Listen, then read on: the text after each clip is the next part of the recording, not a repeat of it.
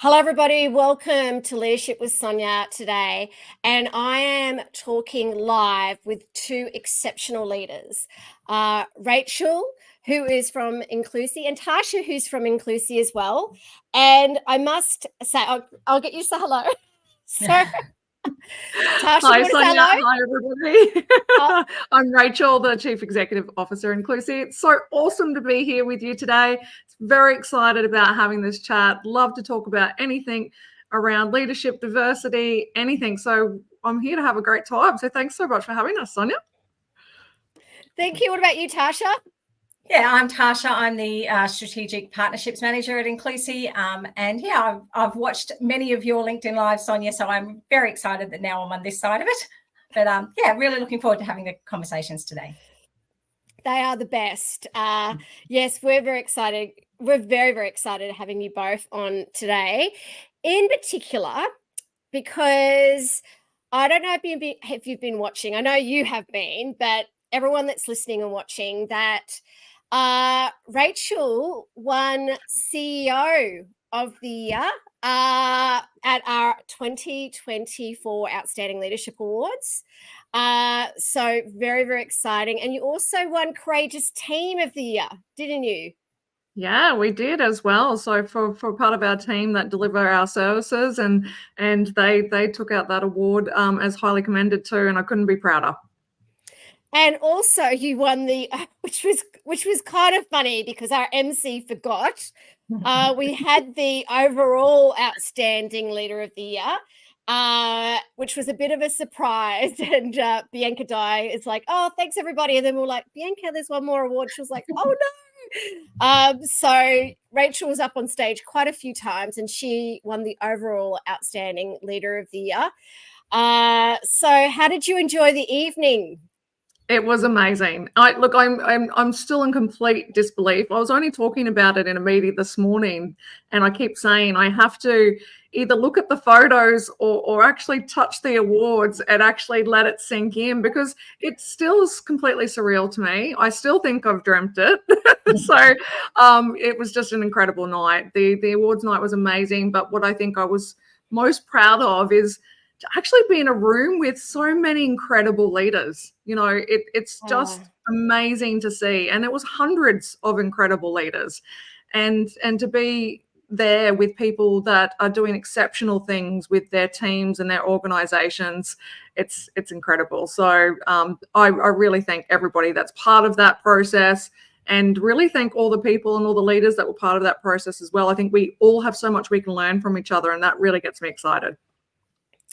Yeah, it was an incredible evening. We had so much fun, and I think the photos did demonstrate the fun that we did have, particularly the photo booth.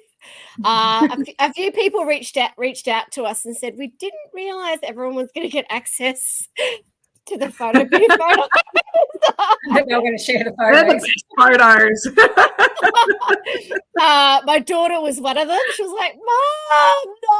I said, "Look, we had a great time. You know, we were so proud. We were so proud and so honored to have you there on the night and to see you on stage so many times. So well deserved. So tell me all about what you do. What's Inclusi? What's your why? Why do you do what you do? Tell us about you. Why are we here at Inclusi? Well, we have a very clear and concise mission, and that's to reduce social isolation and loneliness for older Australians. And we're doing that at the moment because we have a passion, and I share a particular passion around social connection and the importance of social connection. And we actually want to change the world by making one difference with one connection at a time.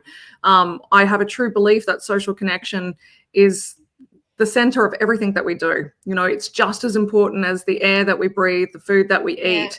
As human beings, we connect. We're doing it right now. This is how we're supposed to interact.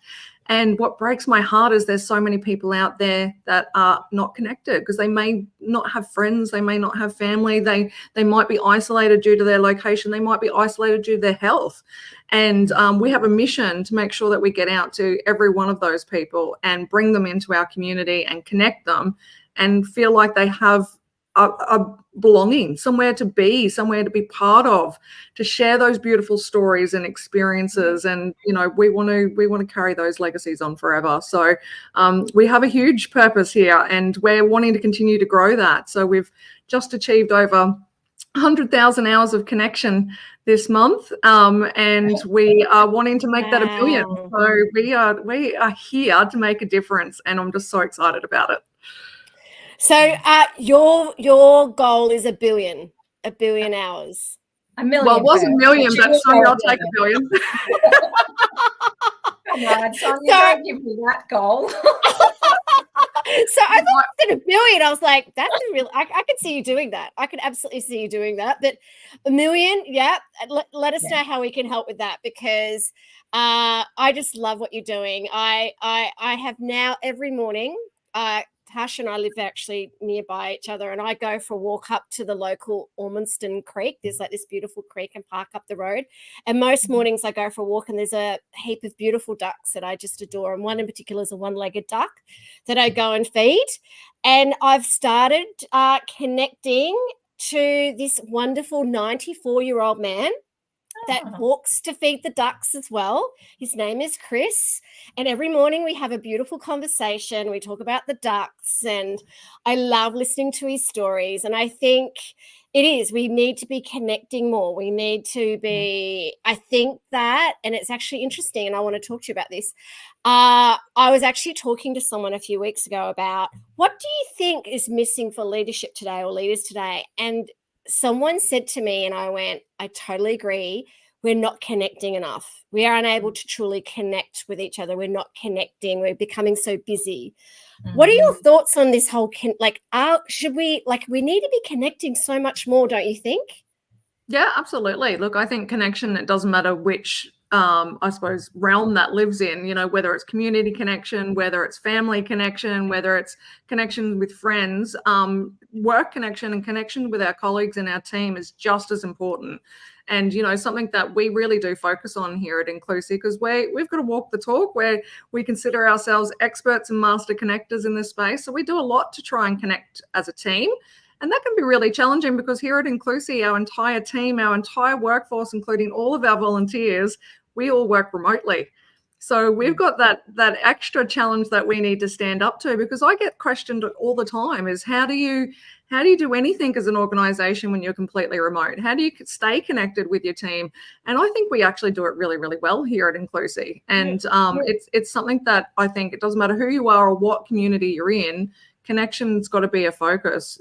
Getting your people to connect and stay connected, you achieve more. You understand each other more, you reach more, you go for more, you try harder more, you do all of those things more if you're connected as one. So absolutely, connection is just as important from a leadership perspective as well. So what are your thoughts, Tasha?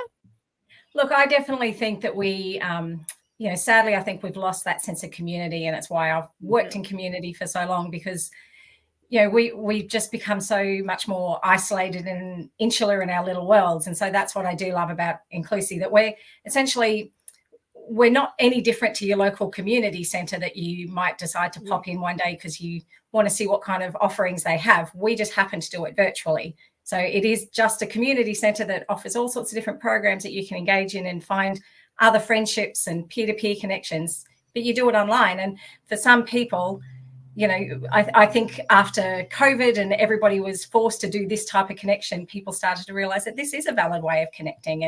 And it is not only that social connection is vital, because when we all got put into lockdown, mental health crises skyrocketed. And these were people that here in Brisbane, we only had a 2-week lockdown, but, some of the people that we're supporting have gone months without having somebody in their home, and they don't talk to anybody for weeks and weeks on end. So it does really impact your health. And I just think if everybody got a little bit more focused on what can I do to just reach out in my community and maybe talk to my neighbour or something. And now that you've said, Sonia, that you are, meeting this gentleman while you go and feed the ducks, I will drop some brochures over to you so you can give it to him. Absolutely. I would really love somebody in our community. So tell me, how did it all begin? Tell me about your story. Okay, so well, Inclusi, not as you see it today, but traditionally in the same sense, we actually started about 51 years ago. Not as Inclusi, we've had 4 business names since then. I promise this is the last one to the team because we've trademarked this one. But okay, good idea. we started back 51 years ago, actually, with the same purpose. So we were a local organisation that built an activity centre in the outskirts of Brisbane, and with the same purpose of bringing older Australians together to connect. And that was in a physical sense, and connecting around activities that they loved and enjoyed and people wanted to do, such as dancing and cards and craft and things that everybody still does today. And it's taken 51 years, and we've actually returned back to that core purpose. A lot happened in between, but we've come back to our core reason of why we started in the first place. And we do exactly that, is we connect people, and we do it through things that they're passionate about and interests that they have. The only difference is, rather than doing it in a physical location, we do it in this digital front. And what I love about that is it's been able to give us a whole lot of opportunity for innovation, but it also is made it able for us to have a greater reach. So rather than just looking after people in a local community area, which there's nothing wrong with that, I love that there's lots of organizations that do that. But for us, when we're talking about connection and we're talking about connecting millions of hours of connection, we need to have a much greater scope and reach. So we want to connect it into the homes of as many people as we can. And doing it in this format allows us to do that. And it means that you can connect in your pajamas. You don't have to get dressed to go down to the local community centre. Stay in bed in your pajamas and you're still connecting in with people. Exactly.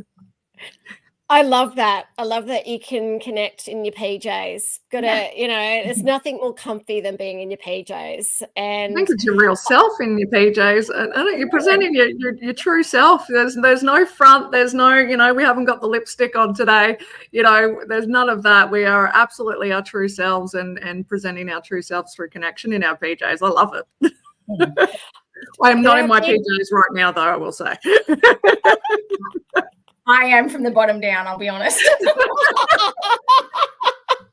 I'll say I've got my gym pants on, which I seem to look at a lot more than PJs these days. No, I've been in my PJs and not like up here, but I love that, Tasha. I love that you're in your PJs. I was going to say, can you show us? But that's okay. It's all right. I'm flexible enough. Oh, I love that. So tell me about some of these great programs and how people can get involved, and tell me a little bit more about what are some of the things that you do and how we can help you. Look, like I said, we are essentially a community centre. So all the sort of things you'd expect to see at a community centre, we do that. So we've got, and everything that we do is developed in consultation with our community. So we ask them what they're interested in and we create the programs around that, because, we're niche in that we're providing services for older Australians. So we want to make sure they're relevant to them. So we have lots of engaging clubs like, bingo or trivia games. There's a karaoke club, which is the one I usually suggest people come along and join, because if you doubt how effective, virtual connection is, come along and see how we run a karaoke club for people all in different states, all singing the same song at slightly different lag times. It is hilarious and so much fun. And it does demonstrate how effective this is.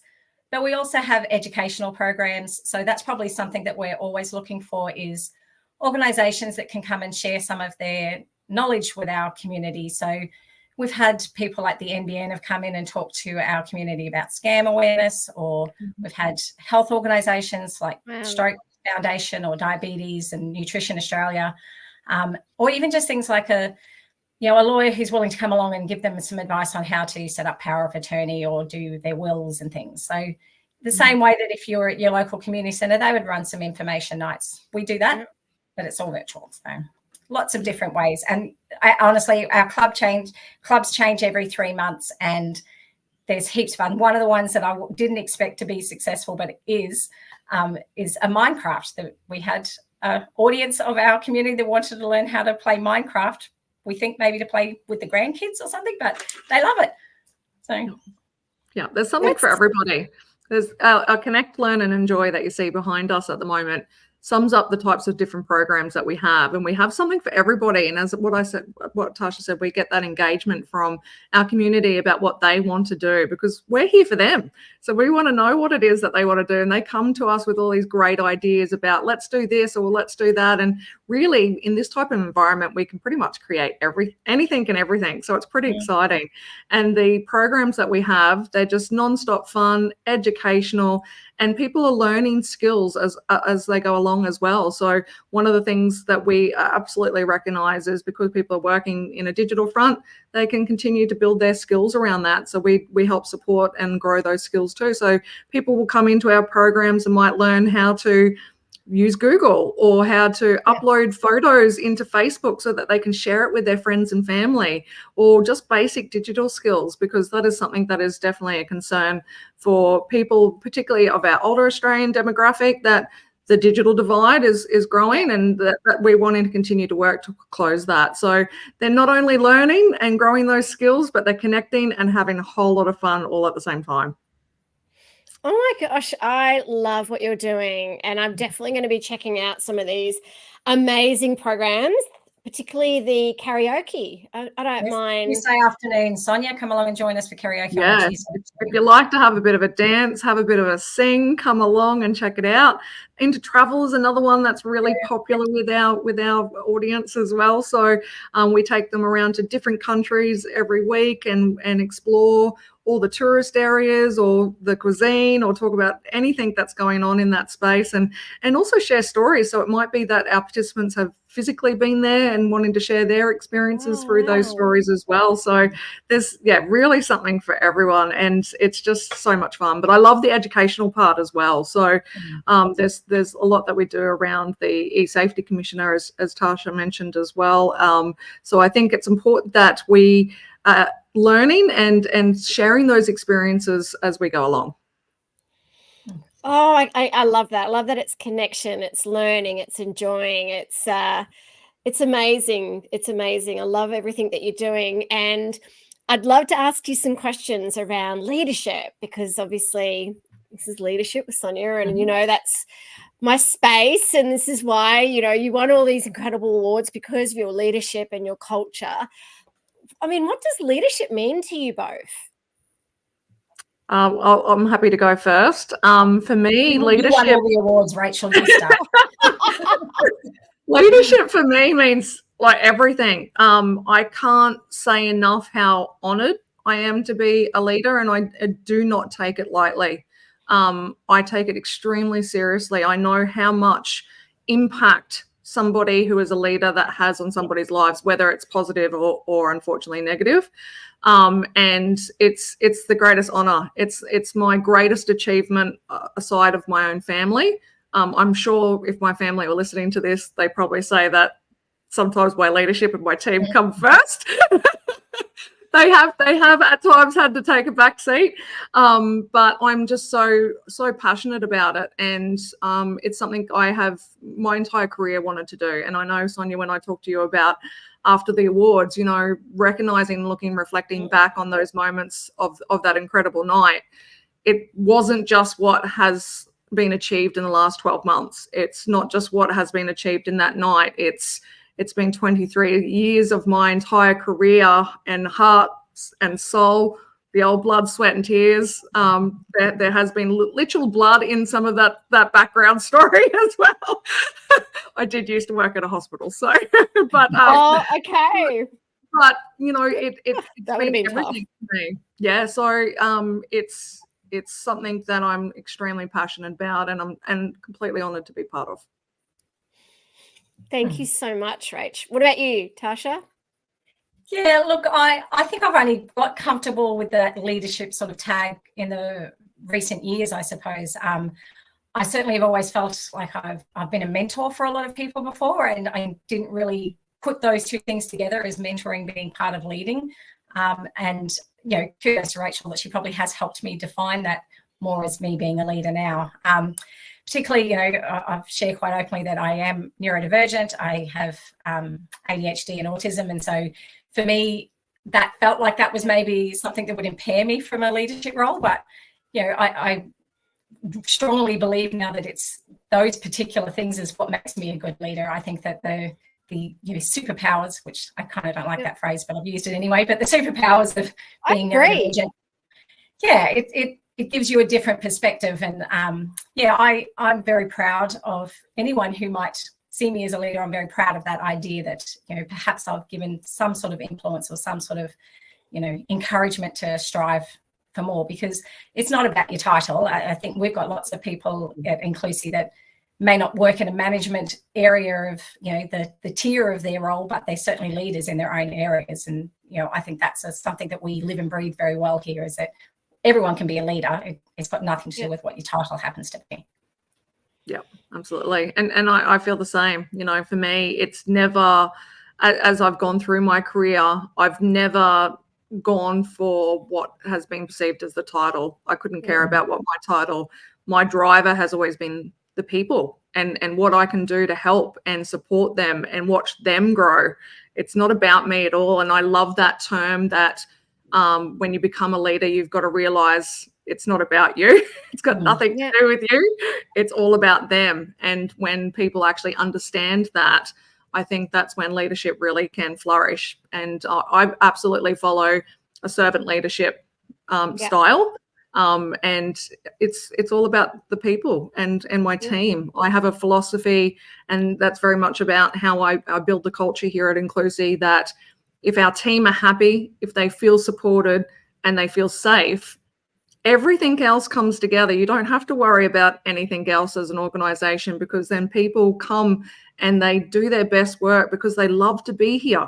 And if I can do that, that's what it's all about. I often say, when people say, what do you do as a CEO? And I said, if I was to summarize what I do, it's to get everyone in my team's 2 feet to the side of the bed and love that where they work and be happy to come to work today. And if I can only achieve that, and of course there's so much that needs to happen to achieve that, but if I can achieve that, everything else, my job's done elsewhere. So it's all about making sure the team feel safe, feel supported, and love what they do. Oh, I love that. It's so true that they put their feet on the ground and are excited about coming to work. And I'm a big one around that servant leadership as well, about how do we serve others and help others be more and do more. And I hope you don't mind me going down this path, because Tasha, you're talking about being neurodivergent. And, we work with a lot of people in our leadership programs and our coaching that are also neurodivergent. And I always use that word, that's a superpower as well. And it's great that it's really now coming. There's lots more conversations and a lot more people talking about neurodiversity and the power of neurodiversity and leadership in neurodiversity.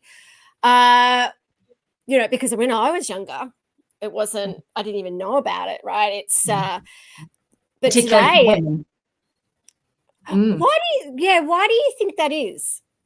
Oh, there's a very clear reason why it is because women weren't included in the scientific studies until in the last sort of 15 years. So they didn't recognize that there was any such thing as ADHD or autism for women, because they'd only ever studied men. And so the concept everyone had was that Bart Simpson represents ADHD. And, as a girl with ADHD, I wasn't that hyperactive, fidgety Bart Simpson sort of person, but inside my brain was incredibly hyperactive. And, I was a dreamer and I didn't apply myself hard enough. And I was, flaky. And those are the things that we didn't recognize. That's how it presents in girls. And so that's why you're seeing such a huge spike in women being diagnosed with ADHD, because they finally decided to include us in the studies. I Isn't didn't that crazy? know that. Isn't it crazy that women weren't even considered for the study? It just blows my mind. We could go on a whole other topic. I think we need to jump on and talk about this further, because I'm actually now very curious about this, because I was reflecting the other day. My daughter has recently been diagnosed with ADHD, and her and I were having a conversation about it. And obviously there was lots of conversations leading up to the diagnosis around it. And I had to fill out this questionnaire about her childhood and different things. And she was asking about me and my childhood, and I was trying to reflect the other day, and I remember I was 8. I was in grade 3, and I remember during my childhood, I used to get a lot of feedback around this, around I got bored really easy. And I remember being at school with a piece of paper, and I was just like this with a pencil going round and round and round and round with a pencil. And the teacher hit me in front of the class. And she came up and she slapped me. And she said, "You've got to, this is ridiculous, Sonia. You're never paying attention and all this." And I thought to myself, oh, why am I doing this? Like, why am I constantly, does that make sense? Like, and I said to my daughter, I wonder if I don't know, like I was always not the genetic. Yeah. Hence, even today, I'm like, oh, sorry.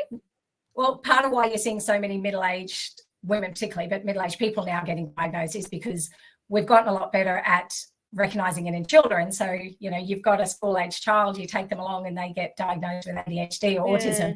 And the first thing the doctor's probably going to do is look at you now and say, well, it's genetic, so do you want to do the tests as well? And a lot of people are doing exactly what you've done. They've gone, when they got the list of all the symptoms for the kids, they went, well, that was me as a child, and I thought that was perfectly normal. But and then look, it is normal. It is, yeah. The term neurodivergent is only because it diverges from what society considers normal. And if we all start to embrace that there's a wider scope of what's normal, we wouldn't be divergent anymore. We would just be our all individual selves.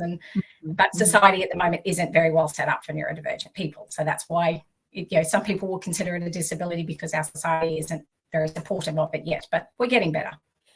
I think we definitely are. And when I went like that, I meant it as in like, my team are constantly saying to me, Sonia, like you're always going, this, can we do this? Can we do that? Can we do this? What about this? And they're like, Sonia, you never focus. I'm like, yeah, but I'm an entrepreneur. As an entrepreneur, like, aren't we supposed to be chasing butterflies all the time? But I think we're getting like, now I'm kind of like, I think we are getting better. And the thing is, we need to be, because it's, I actually do think it's a superpower. It is, like, for me, it's actually, wow, like we should be embracing. Personally, I think we should be embracing everybody, but it's a superpower if you've got all the right support systems around you. And I think the only why I have flourished in this role is because Inclusi has been incredibly supportive, and we're building a whole framework around our neurodiversity inclusion processes, and the fact that this organisation is so willing to accommodate individual requests, whether you're neurodivergent or not, any individual requests, that's what's given me the opportunity to flourish in this role. Because, traditionally I haven't stayed in any roles more than probably 12 months, and I'm hitting 2.5 years here, and promise you I'm not going anywhere because I really love this job. And that's credit to that. I'm told that often too. I stay because one of the things I reflect on this with Rachel yesterday, that I didn't even know that I had ADHD at the time, but in the interview I had with Rachel, I was starting to suspect it. But I went into every interview I've ever had worried that about the time the person was going to ask me why I have so much diversity in my resume, because I've worked in every industry, like every possible industry you can imagine. And I've chopped and changed jobs every 12 months. And somebody would inevitably say, why would I hire you? You don't ever stay anywhere. And that's always a hard question to answer in an interview and to spin it in a positive light. So I was ready for that. But Rachel didn't ask me that. Rachel looked at my resume and first of all complimented me on saying, wow, you've had such a wide range of experiences. You must have learned a lot of things in those different jobs. And I was like, wow, yes, I have. Somebody finally acknowledged that. But then the key comment to me was, rather than saying, why would I hire you? You've done all these things. She said to me, so what can I do to keep you engaged and interested in this job? And it's the first, like, I'm actually getting a bit emotional saying it, because it was the first time somebody went, it's not your fault. Like, she didn't say that, but I could tell that was her going, the other jobs didn't keep you interested, and that was their problem. But I promise I'll keep you interested. And she has. So, but it's such a simple tweak to your language, but it made me feel accommodated and welcomed, and I felt like I belonged. So, and that's where I think we're getting diversity, we need to work on that diversity piece and look at it that there's so much richness, there's experience. It's absolutely beautiful. It's something that we should be grabbing hold of with two hands and encouraging more people to be part of that discussion and bringing more diversity to the table, because my goodness, what can we achieve with so many different thoughts and processes and strengths, and everybody just being different? We're just going to achieve so much more. It's a beautiful thing, and we need to be having the right conversations around it. And then further than that, we need to be supporting people with it. So, it's something that I absolutely love. And I'm so proud of Inclusi having such a diverse team. We have an amazing diverse team.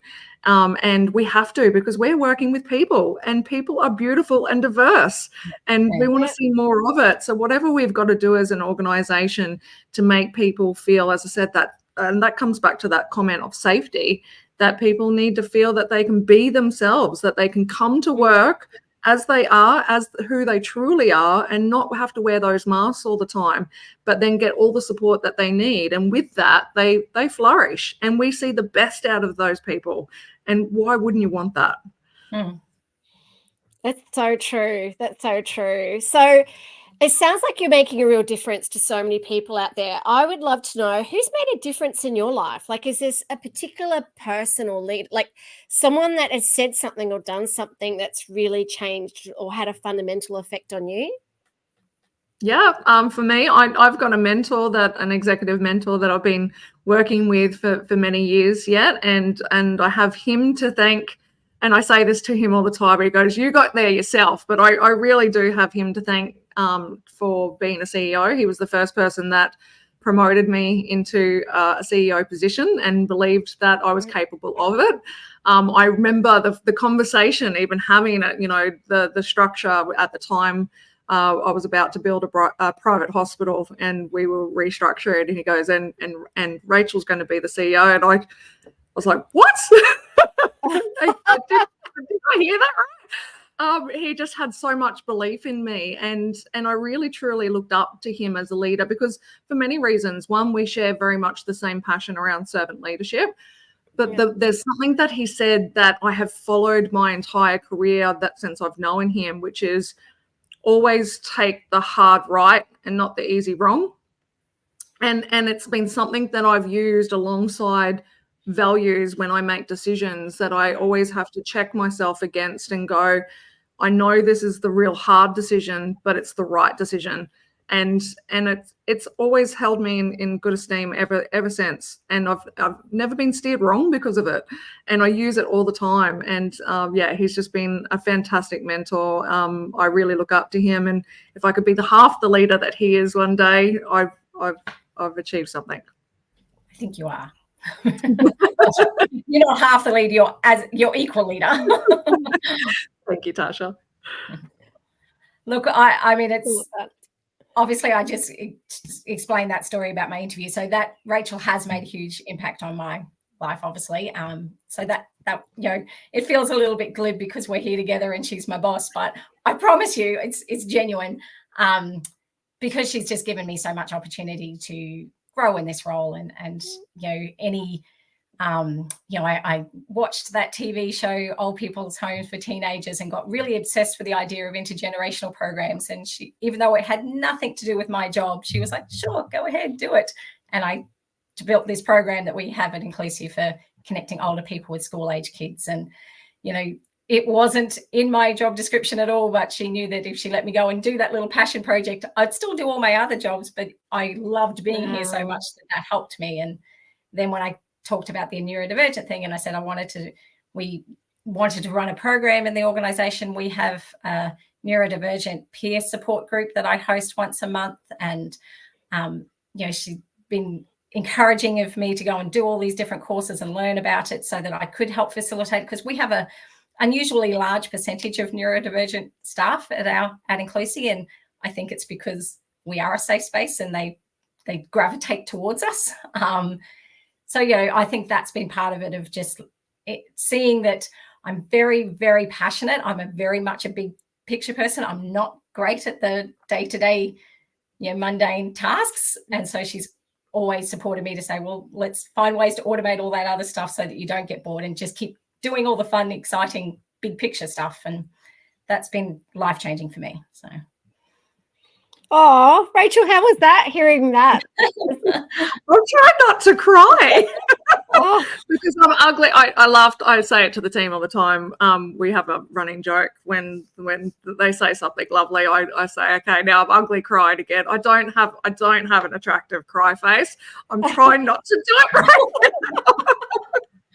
Oh, that's so beautiful. That's so beautiful. It is. It's about how we can make a difference, right? And I just love your purpose and why you do what you do, because it is, community is so important. Have you ever seen that show? You know, the Blue Zones. You know, with the Blue Zones, yeah. Mm-hmm.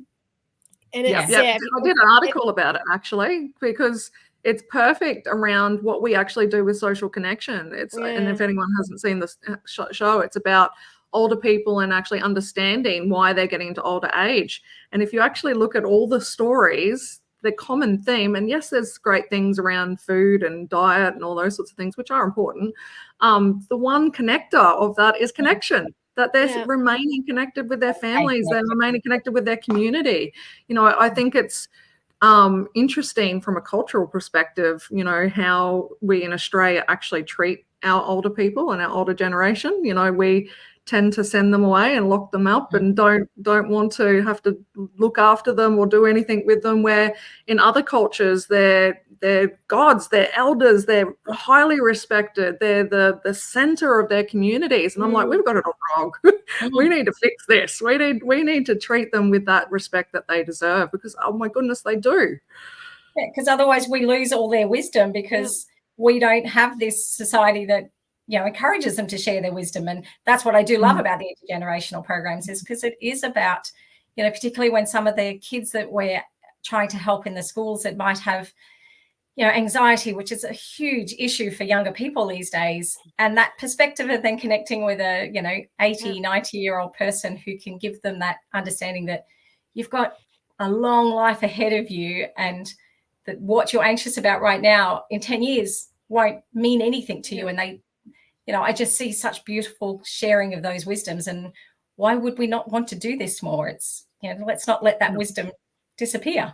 Yeah, I often say it breaks my heart to think that the people that we're connecting into our programs, if they didn't have this program for them to join, that their stories would stop, that wouldn't be there to carry on. There wouldn't be somebody to listen to and to share those experiences and to take that on and continue those on. You know, you think about through history and through all of our community and growth as a civilization, how we've continued those beautiful stories throughout. And if we don't continue to foster that, we will lose all of that. And that is just devastating to think.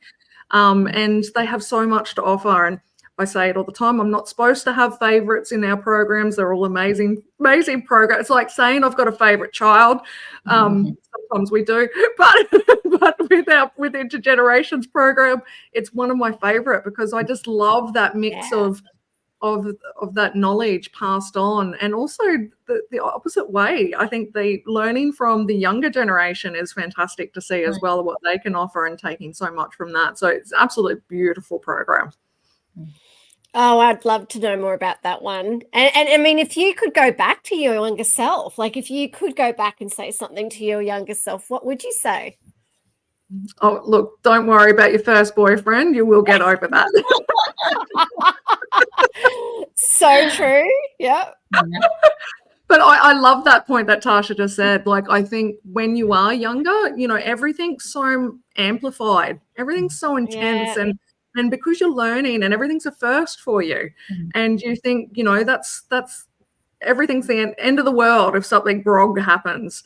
And it's only just the beginning. And I think if I could go back and to talk to my younger self, go, you know, use this as a lesson. Just know that there's so much more, and tomorrow's going to be a different day, and you're going to learn and grow from all of these experiences, even the horrible ones.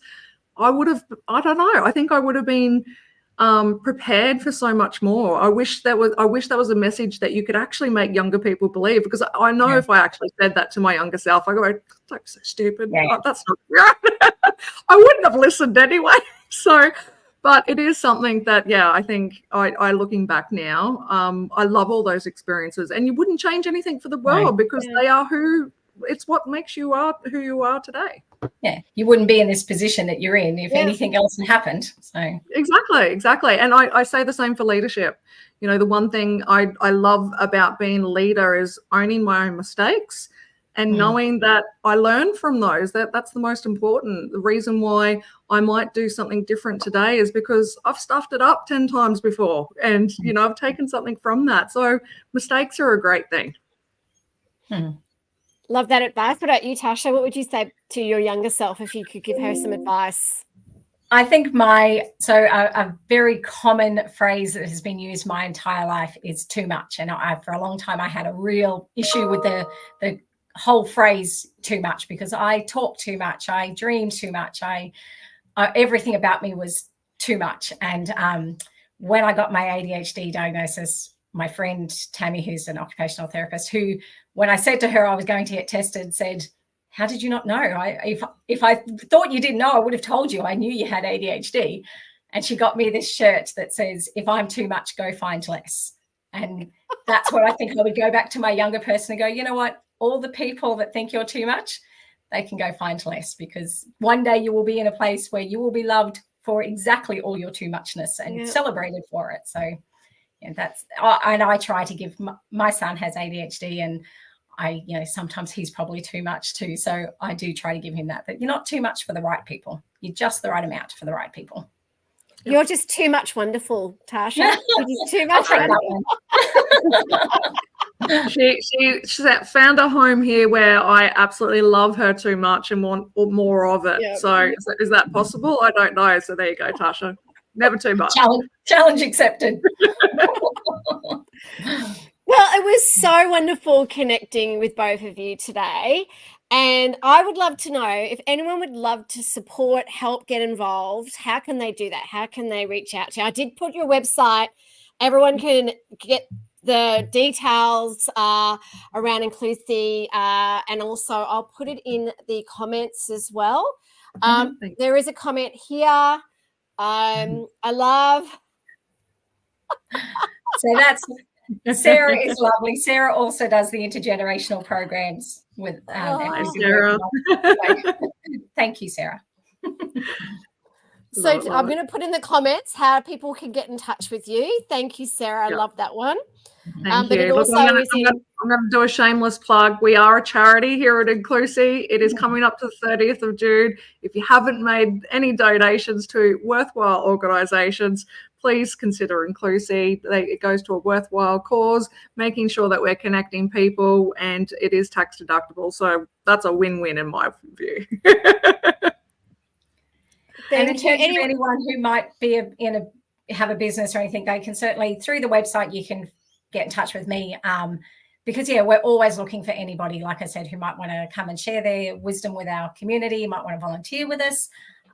Even little things like we do a lot of virtual field trips that, if you're going off on some amazing trip, or even just a day trip, you're going to a museum, you might be willing to take your phone along and live stream into our community, so the people that can't get out of their homes for whatever reason can go to the museum with you, and you can virtually take them around.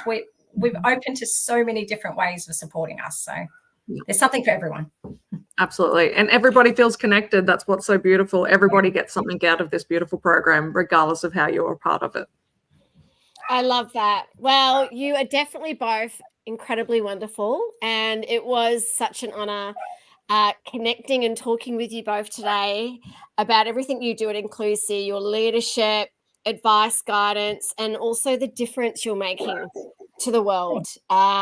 It's just wonderful to have you in our tribe and to see your success and growth. And if there's anything we can do to help you as well, please ask us, because we're all about, servant leadership and kindness. And make sure if you want to get involved in the podcast or leadership with Sonia, or even as part of the new Leadership Collective, which is all about community and wisdom as well, because we're a great believer that it is about community, and the more we can get, and that's why the awards came to fruition, because we wanted greater role models, we wanted people to connect, we wanted people to learn from each other, and you just have that in spades. So thank you both so much for being on Leadership with Sonia today, and I cannot wait to see you just keep getting to that billion. We're going to get you, bring it on, we're going to get you to the billion. And if you want to support Inclusi, make sure you reach out to the team there, because they are amazing. So thank you so much for being on today. Thank you so much for having us, Sonia. We loved it. Thank you. Yeah, thank you. Really appreciate what you're doing to support us. Thank you so much. Oh, anytime. All right, everybody, stay kind and stay courageous. Thank you. Thank you. Bye. Bye.